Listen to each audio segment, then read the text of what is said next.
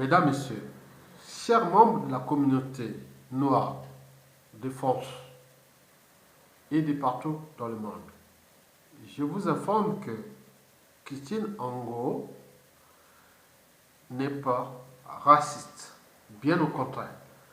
Je dirais que c'est une éveilleuse de conscience, ou plutôt une lanceuse d'alerte pour alerter la communauté noire et qui, depuis presque des siècles, ne s'est pas rendu compte que nous sommes dans la dynamique des espèces humaines que l'on voit dans la nature entre dominants, dominés, proies, prédateurs, période de reproduction et tout compagnie.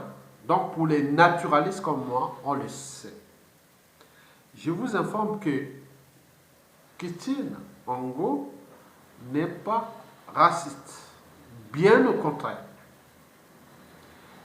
Elle est une lanceuse d'alerte au service de la communauté noire de France qui est en lien déjà avec l'Afrique francophone et aussi avec les départements et territoires d'outre-mer. J'ai écrit dans mes vidéos, je l'ai répété plusieurs fois, il n'écoute rien. Je vous l'avais dit que il suffit qu'un blanc, une blanche, un arabe, une arabe, un hindou ou une hindoune, je ne sais pas comment on dit ça, asiatique et autres,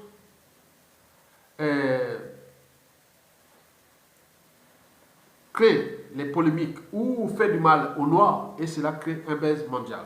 On a vu partout, en Inde, en Asie, en Europe occidentale, en Amérique du Nord et il reste encore l'Amérique latine.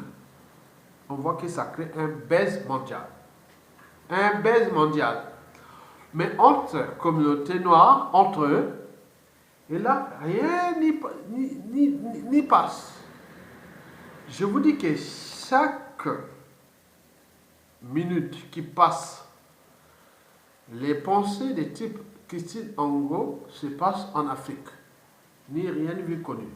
C'est critique de type Christine Angot entre noirs en Occident, ça passe. Rien de vu connu. Mais dès qu'il y a un blanc ou une blanche ou autre, alors c'est un bel mondial. Moi, je vous informe, hein, moi quand je suis arrivé ici en France, je n'étais rien. C'est vrai, je suis toujours rien. C'est vrai. Mais on oublie que moi, j'ai quand même enseigné au lycée chez moi, scientifique, et que j'ai fait des études supérieures de bac plus 4 en sciences naturelles qu'on appelle aujourd'hui SVT, bac plus 4 en SVT, pour les professeurs des lycées, puis niveau supérieur, bac plus 5 en environnement et de développement durable, que je suis d'ailleurs consultant en environnement et développement durable. Je vous dis que nous avions des soucis entre nous. Parce qu'il faut que les autres viennent nous créer des amalgames, des polémiques pour que nous éveillons. Et à chaque fois, c'est terminé, c'est passé, c'est fini. Et pourquoi? On revient toujours dans la pensée de Manel Comte, qui au XVIIIe siècle disait que il n'y a rien de plus élevé dans la vie que la raison. Bien sûr que les sciences cognitives n'étaient pas encore développées à l'époque.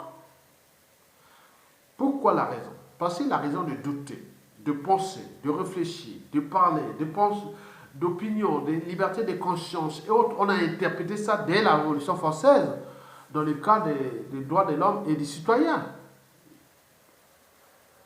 Ce qu'on appelle la Déclaration universelle des droits de l'homme et des citoyens. La liberté et la dignité. Donc, Revenons un peu en arrière. Pour vous situer dans l'espace et le temps, moi, en tant que scientifique qui connaît bien l'histoire de France, du point de vue géologique, historique, et quand j'essaie un peu d'interpréter cette histoire de France, ah oui, mais tu connais que la France? Non. On reste, ah oui, mais quel endroit? Parle-moi de la géologie de quel endroit? On n'est pas au Congo, Brazzaville. Parle-moi de quel endroit? Voilà ce qui se passe au Congo, Brazzaville depuis la nuit des temps. Ah oui, tu parles que de ton pays, en Afrique. Voilà l'Afrique. Et dans un cadre global, que ce soit du sous-sol, du sol, des écosystèmes, de l'anthropologie, de l'histoire humaine, depuis déjà notre histoire humaine qu'on connaît bien, c'est depuis le paléolithique, en passant par le néolithique.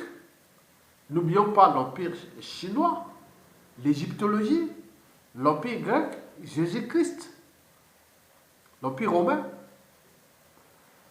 l'Antiquité, le Moyen-Âge, la Renaissance, le siècle des Lumières, le 19e siècle, le 20e siècle et le 21e siècle. Mais nous, Africains, on a quelle histoire? Notre histoire aujourd'hui fut décrite par le colon, les maîtres esclavagistes, depuis oui, on dit le 15e siècle. En réalité, ce fut bien avant pour l'histoire que nous avions avec l'Occident européen. Mais avec le monde arabe, c'est depuis bien avant. C'est-à-dire à partir je dirais même 500 ans avant Jésus-Christ. On nous parle de l'histoire de la Nubie, l'actuel Soudan, et avec l'Éthiopie, la Somalie et tout ça. Mais et que cette histoire était que celle-là? Non, c'est pas vrai. Je vous informe que le continent noir, avant l'arrivée de l'égyptologie, on le savait bien que c'était tout noir. L'Algérie, le Maroc et tout le monde arabe là, c'était que noir. Il n'y avait que des noirs. Après arriver les Byzantins, les Phéniciens et tout ce que vous connaissez. Mais nous n'est pas capable de comprendre que nous étions un continent noir qu'on ne sait pas protéger depuis la nuit des temps. Et pourquoi? Pour comprendre ça, il faut tout simplement aller voir les écrits déjà des Phéniciens, des Byzantins, qui étaient venus de la Mésopotamie, du Liban actuel, et on est d'accord? Donc il y a cette histoire-là, l'Afrique, jusqu'à 500 ans avant Jésus-Christ, était 100% noir. Et c'est arrivé des Phéniciens et amené l'égyptologie qui ont copié déjà les premières pyramides qui étaient faites en Nubie, la Nubie, qui est aujourd'hui le Soudan, du sud au nord, ils sont divisés d'ailleurs. Et autres, on le voit. Mais qu'est-ce qui se passe? Même les philosophes comme les Thalès et autres, la trigonométrie, déjà les mathématiques, c'est l'Égypte. La trigonométrie, bien sûr, en Inde, avec la mise en place de chiffre 0 et des pi. 3,14, c'était en Inde. Bon, nous n'avons pas eu ça. Arrivé l'Empire grec, 300 ans avant Jésus-Christ, et puis Jésus-Christ, c'est-à-dire 2019 avant, maintenant après l'Empire romain, c'est-à-dire au 1er siècle jusqu'au 5e siècle, et tout ce que je vous ai précité. Donc, nous sommes là tout comme l'évêque. Moi, scientifique, moi j'ai observé la nature, je suis toujours l'esprit scientifique naturel. Moi, ceux qui me connaissent au village, à Makwa, à l'Équateur, quand j'allais même les périodes de charge, surtout chez nous à partir du mois de juin jusqu'en août, on reçoit qu'on appelle l'hiver austral. Et c'est la saison sèche qui arrive à l'équateur, la zone était tropicale. Mais moi quand j'ai parfois que j'ai observé des choses, moi, même mon grand-père maternel, il a dit non, mais mon petit-fils, voilà. Je lui donnais tout ce qui était comme indicateur de l'histoire, de la nature. Et moi, j'ai compris comment fonctionnent ces mécanismes. Et je ne veux pas les décrire parce qu'aujourd'hui, je n'ai pas la couverture, ni politique, médiatique, autre, pour expliquer ça sur des mots-clés qu'on peut discuter et avancer la société. Je voulais dire que Christine Angot n'est pas raciste. Bien au contraire, elle nous éveille. Elle éveille la conscience noire, la conscience communautaire. Et comme l'avait écrit déjà en 2012 par Ketia Bwanga, une jeune fille à l'âge de 21 ans en 2012, il avait dit que l'ennemi de l'Afrique, c'est l'Africain lui-même. L'ennemi du Noir, c'est le Noir lui-même. Parce qu'il existe une certaine mentalité noire qui nuit gravement à l'évolution du continent noir. En réalité, il arrivait ici, elle arrivait de Brazzaville, originaire de Pointe-Noire au Congo, et que les petits noirs qui étaient ici, ils étaient quoi, qu'ils étaient au sommet du monde, quoi. Alors qu'elle était plus intelligente, c'était regroupé qu'avec les blanches, les blancs. Il dit, tu viens d'où? Qu'est-ce que tu viens? Les copines, autres. Donc, c'est là, les petits noirs nés ici, ils croyaient qu'ils étaient là alors qu'ils étaient rien du tout. Ils étaient dans un monde où l'anthropologie, même européenne, blanche, toujours vers l'ouverture. Vous venez d'où? Ketia Bwanga, vous venez d'où? Non, je viens du Congo. Racontez-nous votre histoire. Les autres, oh non, non, non, ils cherchaient à l'empêcher. Les autres, ils la donnaient pour aller discuter après pour voir qu'est-ce que cette fille intelligente vient de. Voilà, mais il semble qu'elle serait conseillère du côté de la CCDNI, non? La petite Ketia Bwanga, qui en 2001 avait à peine 21 ans. Mais tout Afrique a eu ça. Nous, on est arrivés ici. Et d'autres oubliaient que moi, personne, je n'ai dit à personne parce que je suis humble, très humble. Si je parle comme ça, c'est comme ça. J'arrivais ici, oh oui, mais tu viens du Congo, ils voyaient comme un vaurien. Ils ne savent pas que la cognition est universelle. Il s'agit bien sûr, ils interprétaient ça dans les choses de la situation sociale et autres. Non, mais on reste humble. On a évolué depuis. Donc, c'est pour vous dire que l'ennemi de l'Afrique, c'est l'Africain lui-même. L'ennemi de l'Africain, c'est lui-même. Ce n'est pas les autres. Il faut qu'un blanc, une blanche, crée une polémique pour que cela soit un buzz. D'où le rejet d'encourager. Je dirais même, ici, en gros, continuez à encourager ça. D'autres racistes peuvent dire, s'ils sont capables de le faire, tant mieux. Parce que la situation n'a pas changé depuis mes 28 ans de force. Jamais ça n'a pas changé. Nous étions dans les combats pour qu'il y ait des Noirs à la télévision, le phishing, on a fait tout, on a subi tous les racismes. Mais je ne suis jamais resté là. Parce que j'ai une culture, je sais que je ne suis pas dans un environnement qui est le mien. Je l'ai compris. Donc, j'ai une histoire de force périphérique, endogène et tout compagnie. Et que demain, la situation arrive au Congo. Qu'est-ce que je vais dire? Ah, tiens, telle société, telle entreprise, telle collectivité que j'ai été là, qui dit, ah oui, africain, autre, voilà. Comprenez ça? Jamais je resterai là. Bon, Christine Angot est une éveilleuse de conscience. Pourquoi? Pour les Congolais.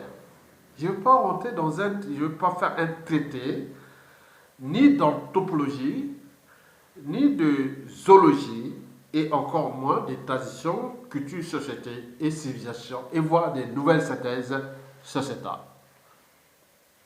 Si vous êtes intéressant, que vous adoptiez ma philosophie, ma cognition, mon expérience,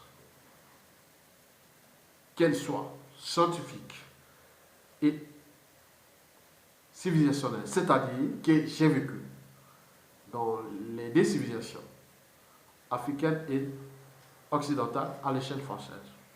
Allez sur la tour Eiffel. Vous verrez, c'est écrit des noms là. Sur la tour Eiffel. Je vais vous donner quelques noms. Hein. Même en France. Bon, écoutez. Prenons au 16e et 17e siècle. Vous verrez Montaigne, non? Vous voyez qu'il y a une Montaigne. Montaigne avait dit quoi? Une tête bien faite vaut plus qu'une tête. Une tête bien faite vaut plus qu'une tête bien pleine. Et si au XVIe siècle, Montaigne était quelque part raciste parce que l'esclavage arrivait, est-ce que sa pensée cognitive était haute? Donc chacun de nous est raciste quelque part. On ne sait pas. J'ai vu, hein, en enfance, hein, moi je sais, il y a des Noirs qui vivent en France qui n'aiment pas les Blancs. Ils n'aiment pas du tout les Blancs, mais ils vivent en France. Il y a des Blancs qui n'aiment pas du tout les Noirs, mais qui sont en Afrique. C'est le paradoxe. On peut additionner ça partout. Surtout nous, Noirs, on a une chance dans cette société occidentale où le plus de métissage s'est passé entre Noirs et Blancs. Allez en Asie, c'est pire. Vous êtes zéro en Asie. Allez en Asie, un Noir est zéro. On peut respecter un chien ou chat qu'un Noir, sauf si vous avez un pouvoir. C'est tout. On est pareil, mais nous avons la chance d'être en Occident. L'avenir de la communauté noire est dans les Caraïbes et en Amérique et en Afrique. Mais en Asie, pour l'instant, en fonction de l'évolution des rapports de population et des cultures, sociétés, civilisations, nous n'avons aucune issue en Inde ni en Asie. Le reste, c'est tourisme et autres, donc c'est une évolution. Bon. Donc vous pourrez voir sur la tour Eiffel, c'est écrit Cuvier, Buffon. Cuvier, Buffon, la place. Vous savez ce que ça veut dire? Vous allez sur la tour Eiffel là. Mais nous qui avons des codes, je ne veux pas vous les dire. Pour ne pas faire des trucs, c'est une marque déposeur, on ne va pas les dire. Vous allez vous lire vous-même par rapport à cette vidéo, vous allez lire ça. Je vous dis que les pionniers du Code noir au XVIIe siècle, c'est tout justement les pensées de Cuvier, Buffon et autres. Cela veut dire qu'il était quelque part raciste. Non, c'était dans le sens de la situation scientifique, qu'il y avait un problème avec la communauté noire et qu'il y avait ça, qui ne sont pas capables, pourquoi on les domine, pourquoi ils ne sont pas capables de réagir ou autre. Donc, est-ce qu'il y avait une inégalité de race? Passons au XVIIIe siècle, avec les philosophes des Lumières. Je peux en citer plein, mais je vais en citer quelques-uns. Diderot, Voltaire, Emmanuel Kant, Jean-Jacques Rousseau. Vous avez compris? Quand vous passez l'avenue boulevard Voltaire dans le 11e entre la place de la République et place de la Nation, et vous connaissez Voltaire, des grands penseurs qui ont façonné la société et la civilisation, c'est-à-dire la démocratie française et tout ce que nous avons connu de l'Europe. C'est ces grands penseurs. Je vous apprends que le cas de Jean-Jacques Rousseau, qui fut d'ailleurs connu de tous, qui fut le penseur de la Révolution française, dès le milieu du XVIIIe siècle, avec le contrat social. Héloïse, Émile et contrat social entre 1760, 61, 62, voilà. Mais il fut expulsé de la France. Mais ses pensées, c'est qui l'a rempli? C'est les Robespierre, Oui, vous connaissez ça, avec la Révolution française. Donc, lisez bien le contrat social. Les idées, comme l'a dit, il parlait déjà de la raison. Jean-Jacques Rousseau. Il disait l'expression de la volonté générale. L'expression de la volonté générale. C'est quoi? Lisez le contrat social. Si vous avez un cerveau, les Africains n'aiment pas lire, et les autres viennent les dominer parce qu'ils ne savent pas lire. C'est sympa, oui. Comprenez ça. J'ai été partout en France, on retrouve dans les milieux de toute la France, on voyait que j'ai dit, en termes de population interraciale, il n'y a que les Européens, tous les Blancs de tout le monde entier viennent voir les lieux de culture, de civilisation. Après arrivent les Chinois, les Asiatiques sont aussi friands, mais rarement les Noirs et les Africains. Mais comment vous allez avancer ça? Les quelques Noirs qui arrivent sont aujourd'hui utilisés par la civilisation occidentale. Quand vous. Parce que dès que vous êtes intelligent, on va vous laisser comme ça. On est d'accord? Donc, au XVIIIe siècle, les Jean-Jacques Rousseau, les Voltaire, Emmanuel Kant, Voltaire, ils ont émis des théories les plus racistes existantes. Ils avaient la pensée. Mais vous imaginez que si nous étions africains à l'époque, on pouvait enfin dire pire. Parce que pourquoi? Parce que depuis déjà la décolonisation, jusqu'à nos jours, vous imaginez la situation où nous ne sommes pas capables de placer la raison au-dessus des émotions, l'intérêt général au centre de l'intérêt général. Et tout ce que vous connaissez, nous sommes là, regardez bien comme moi, tous les intellectuels, gros savants, soi-disant africains, ils sont que l'histoire du passé jusqu'à la colonisation. Mais tout ce qui les concerne, bouscouze. Ils sont là dans les polémiques tribales, ethnocentriques, géopolitiques, endogènes, nord-sud, est-ouest, on s'embrouille là. Et on tue entre nous.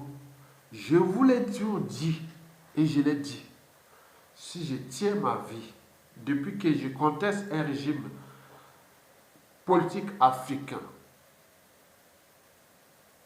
à l'échelle du Congo-Brazzaville, si je tiens ma vie, depuis que je suis remonté en puissance contre ce régime qui m'ont tenté, ils ont tenté à ma vie, je serai là, pas là en 2011, et plusieurs tentatives d'assassinat. Alors que je suis là pour les contester. Que nous avons tout à gagner parce que l'enjeu n'est pas que existentiel, mais l'enjeu aussi respectabilité interraciale. L'Occident a montré depuis la nuit des temps, elle est toujours là, elle est dans l'ouverture. Et je vous l'ai dit d'ailleurs, qu'entre Occident, il veut l'affrontement entre les meilleurs. Mais parce que si vous êtes meilleur, donc l'Occident viendra toujours de votre côté. En Asie, l'asiatique, c'est la théorie de l'encerclement. Donc on met les pions hautes, après on vous étouffe et vous étouffez. L'arabe, c'est la contestation permanente. Mais ce qu'il y a d'autres qui avancent, qui sont dans la synthèse entre l'Occident et nous aussi Africains, parce que nous Africains, c'est toujours se soumettre et s'aligner sans rien anticiper. Et c'est le problème. Comme on dit, quand tu es blanc, tout va bien. Quand tu es brun, tiens-toi bien. Quand tu es noir, va te faire boire. Et ça n'a jamais changé. Et quand Kitine Angon vient dire cette histoire d'esclavage et autres, moi c'est une bonne nouvelle. Parce que ça répond à ce que je l'ai toujours dit. Qu'il faut qu'un blanc attaque un noir pour que ça éveille la conscience noire. Et après, c'est terminé. Parce que nous, c'est comme si les émotions sont au-dessus de la raison. Les émotions, il y a une palette d'émotions. La soumission, la colère, la joie, la haine, la peur, le dégoût et autres, on agite. Au niveau cérébral, c'est pas longtemps. Bien sûr qu'il y a une mémoire courte et longue. C'est la mémoire. Oui, les émotions sont liées à un même cerveau qui est le cerveau limbique, qui est lié au cerveau des émotions, bien sûr. On a pu parler d'émotions. Bien sûr que le cerveau aussi de la mémoire courte et longue. Et cette histoire coloniale, et esclavagiste, ont été dit ça. On oublie aussi l'histoire de l'humanité et de toutes ces évolutions. Bien sûr que bon, ce cerveau est lié aussi au système endocrinien qu'on appelle le système neurovégétatif. Bien sûr que nous avions lié aussi la sexualité. Donc nous savions que nous sommes noirs. Hein? Donc on voit des prédispositions génétiques à des bonnes formes urogénitales et autres. Donc on le sait.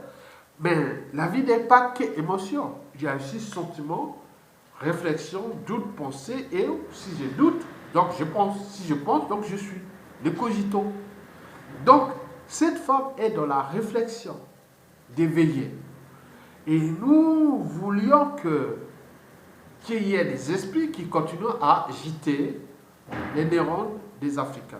Pour qu'ils puissent prendre conscience que la situation africaine ou la responsabilité de la situation africaine n'est pas en majorité liée au l'homme blanc, comme on cherche à nous le situer. Maintenant, il n'y a plus l'homme blanc, maintenant on parle des Asiatiques, et Chinois et autres. Et après, il y avait les Indiens, on parlait à l'époque des Arabes. Et donc, il y a toujours la culture du bouc émissaire. La culture de l'assistanat. Parce que pour nous, il faut qu'on se remette toujours aux autres pour construire notre propre liberté, dignité et autres. Mais les autres, ils ne vont pas vous laisser autre, donc ils vont toujours vous contrôler. Donc la situation est là pour reposer la problématique.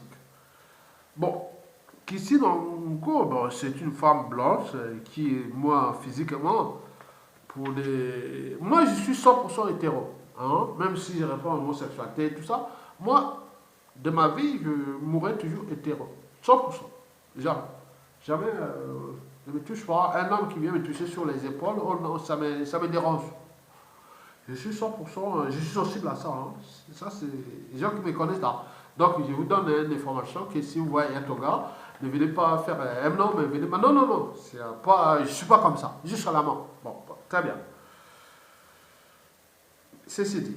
Bon, je vous dis simplement que sur ce plan anthropologique, c'est-à-dire notre tant qu'Africain humain, je vous informe que nous avions un problème. Le problème que je vous ai défini dans les vidéos, il faut répondre parce que moi, chaque fois qu'il arrivera des situations de type Kissi Nango, j'aimerais mettre des vidéos au fur et à mesure parce que j'en ai fait d'autres. J'ai fait l'une des premières vidéos, ça a été filmé, je pense que quelque part là, pas loin d'ici, par un noir qui était là et était un peu, voilà, il était accompagné d'une blanche et non, c'est la blanche qui filmait. Vous voyez de la vidéo, vous voyez les premières vidéos que j'ai fait avec le même téléphone, je pense que ça date de 2015, oui, c'est ça, peut-être, oui. Vous voyez que je parlais, c'était en détail, je parlais que sur l'Afrique, l'ennemi du noir, je parlais comme ça. C'était une blanche qui a filmé ça, il respirait. Donc c'était long, j'ai compris. Bon, si je positionne mon téléphone dans un endroit, donc je peux le filmer moi-même. Donc c'est que j'ai compris. C'est une forme d'adaptation. Donc pour vous dire que les Européens, les Blancs, sont les vrais alliés des Noirs. Mais c'est à nous de comprendre qui sont nos alliés. Les Chinois viennent d'arriver, mais pour l'instant, restons en périphérie et en surveillance avec ces gens-là. Notre monde est avec les Blancs parce que cette histoire-là est depuis presque, je dirais, 500 ans, mais bientôt. Mais il y a une histoire qui est encore plus longue avec les Arabes qui date depuis l'Empire grec, c'est-à-dire 300 ans avant Jésus-Christ, et que toute l'Afrique du Nord n'est plus noire, mais Ils ont pris ça, ils ont fondé l'Algérie, le Maroc, la Tunisie, l'Égypte et autres, même la Mauritanie. D'ici peu de temps, ne sera plus noir. Donc il y a une progression qui n'est pas seulement raciale, mais également religieuse et autres. Donc qu'est-ce que c'est noir? Nous allons retrouver où? Et quelle est notre place dans notre existence? Est-ce que dans la dynamique des espèces qu'on revient? Est-ce que, bon, je comprends ça et je vois les enjeux. Donc mon enjeu n'est plus dans les pouvoirs anthropologiques, mais dans le cadre existentiel. C'est-à-dire, nous devons nous protéger face à des forces majeures qui sont chimiques, physiques, biologiques, géologiques, astrophysiques et qui sont là, des énergies matières qui comprennent parce que nous ne pouvons pas maîtriser toutes ces forces qui vont peut-être venir. Qui d'autre part, est-ce que la fin du monde est proche ou pas? Mais nous devons comprendre ça. Et en comprenant ça, nous pouvons sauver nous-mêmes. Mais pour vous dire que l'histoire entre les races, les communautés n'est pas encore terminée. Nous n'avons nulle part où aller. Nous avons une planète finie, les ressources limitées, et nous allons nous mélanger. C'est inévitable. D'où ce qu'ils comprennent, c'est-à-dire attends, vous êtes dans un avion où il y a des troubles, ou des trucs, vous allez mourir ensemble, ou vous êtes donc nous sommes comme ça. En réalité, nous sommes dans un bloc. Même si d'autres cherchent à aller chercher, aller dans l'univers, mais il faut des moyens, des coûts énormes, alors que nous avons une planète qui est là. Donc je me définis, qu'est-ce que nous sommes? Humains, et bêtes et stupides à la fois, et cons, oui, c'est ça. Mais je reviens à Christine Angot. Oui, c'est une femme blanche qui est intelligente, mais je pense que peut-être qu'elle a eu des histoires avec des blacks ou autres qui l'ont trahi ou qui l'ont fait ceci parce que c'est pas une femme qui est pas attirante physiquement pour une blanche. Et moi qui ai 28 ans de force et qui connais ces femmes-là, bon, bref, on va pas donner. Mais du point de vue physique, peut-être que ça peut arriver parce qu'on a eu des femmes, oui, parfois arriver des paroles racistes parce que c'est une déception amoureuse. Vous savez ça, hein? Quand la femme est méchante, et quand la femme est trahie, quand la femme est saisie, tout ça. Hein? Donc peut-être qu'en gros, ici, si moche femme, laide ou autre, mais intelligente, mais peut-être qu'il faut rentrer dans sa psychanalyse et voir qu'est-ce que cette Christine Angot qui ne vaut pas, elle ne peut pas se battre contre les belles femmes blanches qui séduisent les noirs, bêtes ou intelligentes. Elle n'est pas... Bon, bref, on ne va pas la têter comme ça parce que je ne veux pas la punir parce que c'est une femme intelligente. Mais si elle veut, elle doit éclaircir son positionnement. Est-ce que dans le sens d'éveil de conscience et autres, mais si dans régler son histoire d'amour ou de chagrins d'amour pour un noir qui a eu, je l'ai eu ça. Hein. Les blancs, c'est des femmes très intelligentes et sensibles à la fois. Il faut les prendre dans leur situation anthropologique qui est celle de la cognition. C'est des femmes très très intelligentes, mais il ne faut pas trahir ces femmes blanches-là comme ça parce qu'après, ça peut se terminer très mal. Parce que cette histoire des blanches-là, mes 28 ans de France, attends. Bref. C'est une histoire de vie. Et je vous remercie. Et à bientôt.